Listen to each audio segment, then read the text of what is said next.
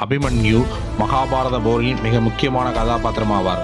இவர் அர்ஜுனனுக்கும் சுபத்திரைக்கும் பிறந்த மகன். அபிமன்யு தன் இளமை பருவத்தில் தாயின் ஊரான துவாரகையில் கழித்தான். இவரது மாமனான கிருஷ்ணன் மற்றும் பலராமனிடம் போர் பயிற்சி பெற்றான். பின்னர் இவனுக்கும் விராட மன்னன் புதல்வி உத்தரைக்கும் திருமணம் நடந்தது. இவர் இந்திரனுடைய பேரனாகையால் நிறைய வரங்கள் பெற்றிருந்தான். வில் வித்தையில் மிக சிறந்த வீரனாகவும் திகழ்ந்தான். குருசேத்திர போரின் 13வது நாள் கௌரவர்கள் சக்கரபீகம் அமைத்து போரிட்டனர். இதனால் சென்று கடும் போர் புரிந்த அபிமன்யு சக்கரபீகத்திலிருந்து வெளிவர தெரியாதபடியால் எதிரிகளுக்கு வாளுக்கு பலியானான்.